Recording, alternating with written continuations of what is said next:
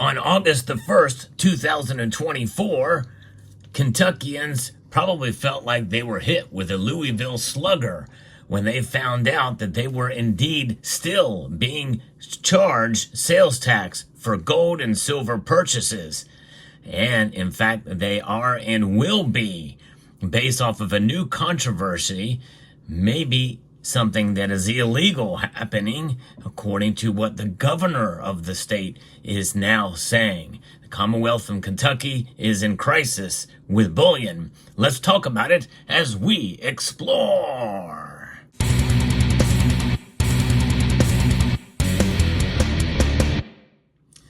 The headline reads, the Kentucky governor plans to collect sales tax on gold and silver despite a new law. This is quite troubling news to read, as first sent to me by a member of the community and posted over at soundmoneydefenseleague.org. This is quite troubling to read. Kentucky Governor Andy Beshear has decided he's going to continue collecting sales tax on the sale of gold and silver despite a new law repealing the levy and an attorney general opinion calling his line item veto of the provision unconstitutional. That's right. In other words, there's quite a legal battle that will be forming because of this. We're going to get into the nuance of this story because it is quite intriguing. And it just goes to show you that some of these politicians, they really don't care. They want to get revenue wherever they can, even if it's immoral. Now, I'm going to be talking about other immoral tax laws here in a moment, but I think this is one of the biggest ones in my view, because only 5 other states levy a sales tax on gold and silver of some form. Initially, Representative Stephen Doan and Representative John Hodgson introduced a standalone bill to repeal sales and use tax on gold and silver bullion. But then there's a big gap here about what happened with the legislation, because the provisions were later inserted into House Bill 8, an omnibus revenue and tax bill. I think that was where the mistake was originally made. It wasn't a standalone measure. It must have got defeated in committee, so they inserted it into another bill, which I kind of don't like that practice either, because it really sets itself up for what happened here. Let me continue. The provisions in HB 8 define bullion as bars, ingots, or coins which are made of gold, silver, platinum, and palladium, or a combination of these metals, valued based on the content of the metal and not its form, and used or have been used as a medium of exchange, security, or commodity by any state, the United States government, or foreign nation. Currency is defined as a coin or currency made of gold, silver, platinum, palladium, or other metal or paper money that is or has been used as legal tender and is sold based off of its value as a collectible item rather than its value as a medium of exchange. So in other words, a copper coin or a copper bullion round could fall into that category, or numismatic notes or old collectible coins that were at one time used as money. In fact, this is the United States Mint Morgan silver dollar that indeed one time was used as currency. And of course, now we know it as money. Now, the House passed the bill overwhelmingly, 87-9, and the Senate approved the measure 34-0. That tells you something how popular this was. But of course, it was along with an omnibus revenue and tax bill. Governor Beshear signed the bill, but used a line item veto to strike out the sales tax exemption for gold and silver. And here's his comments on it in the veto message. If you own gold, you can afford to pay sales tax. We want to talk about egregious and, I don't know, that is such an offensive statement to me. Because I'm telling you, there are people out there who are not very rich, that are limited income, that own gold. And they're buying gold now because they know what's going on with the dollar. The reason why people buy gold and silver as well is because of what the government is doing to our money. They're devaluing it. And that's inflation. This is why we're doing it. We're protecting ourselves precisely because many on a limited income. And so I think that alone shows the hubris of the governor. Anyway, he goes on to say tangible goods are the primary basis of the sales tax. Of course, he doesn't understand, that just because it's tangible does not mean it should be taxed. In fact, it's precisely because it's tangible as to why it shouldn't be taxed, because the Article 1, Section 10 of the Constitution says that it is indeed money. Somebody should point him in that direction in their counter-argument to it. But this is where it gets interesting, because some are saying it's an unconstitutional veto. House and Senate leadership deemed the veto unconstitutional.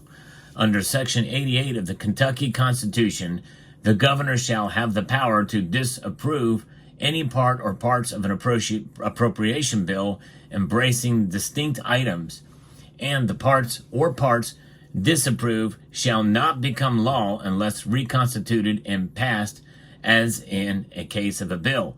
So it's an appropriation. This is appropriation. In other words, the governor only has line item veto power on appropriation spending bills. And line item veto power does not exist for revenue bills. And what are taxes? Revenue. That's right. Seems fairly cut and dry. Instead of simply overriding the veto, Republican leadership decided to make a political statement and tried to give Beshear a black eye. It asked Attorney General Russell Coleman to issue an opinion on the constitutionality of the veto, and he agreed with the legislature's assessment.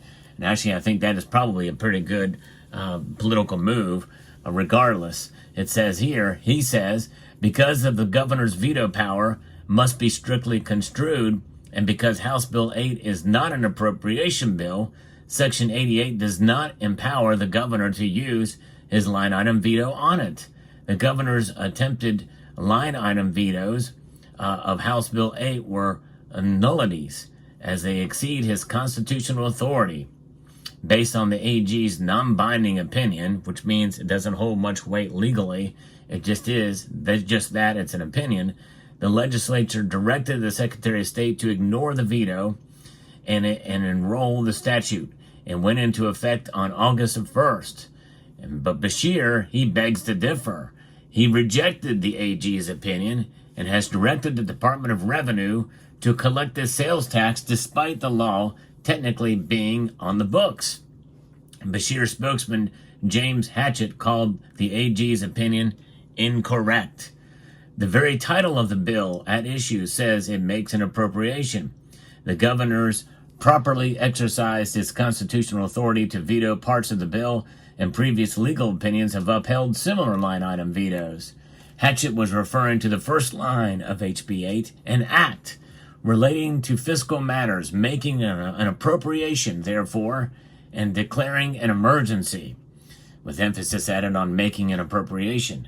The legal question boils down to whether or not a single appropriation in a revenue bill makes the bill an appropriation bill. And that's where lawyers and legal experts will have to get involved there.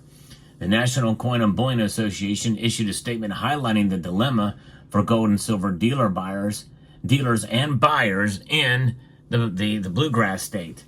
Retailers are now faced with a challenging decision. Collecting sales tax could result in consumer backlash and potential class action lawsuits for overcharging, while not collecting it might lead to penalties or interest from the Kentucky Department of Revenue. Given the rapidly evolving situation, each dealer must decide whether to charge sales tax, actually to collect sales tax. Dealers don't charge tax. They collect it on behalf of the state. Dealers don't get that money. It just is passed on to the state. And this is for transactions involving bullion and currency starting on the 1st of August, 2024.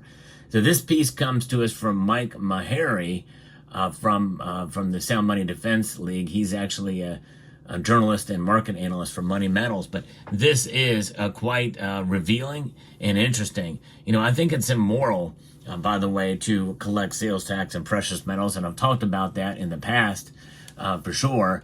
Because of Article 1, Section 10 of the Constitution.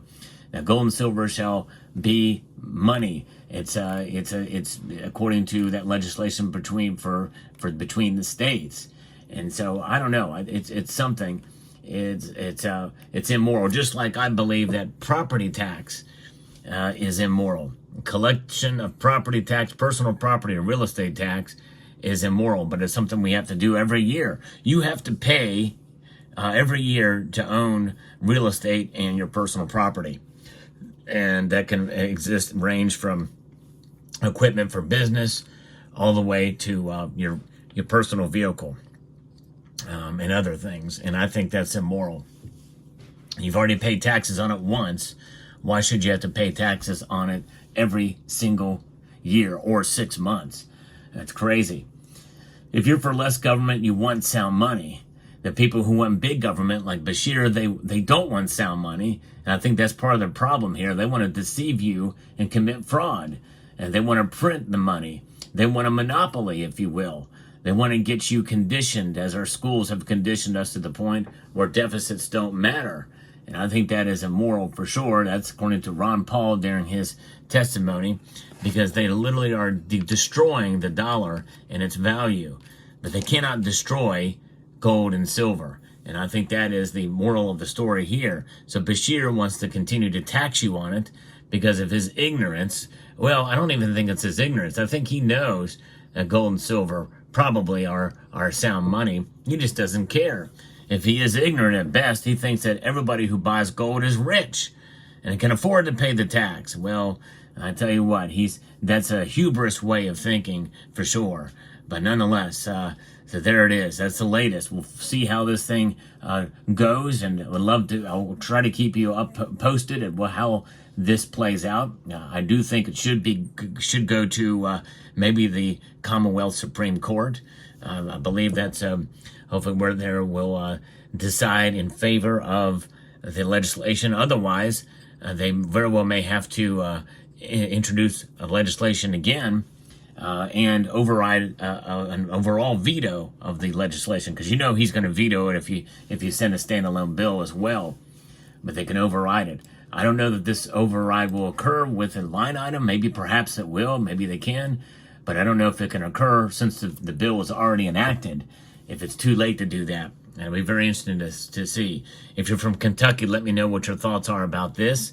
And again, thanks to the individual who sent this to me originally. And I'd like to extend a multitude of gratitude to all of you for taking the time to watch this video, and to encourage you to please rate, share, comment, and subscribe.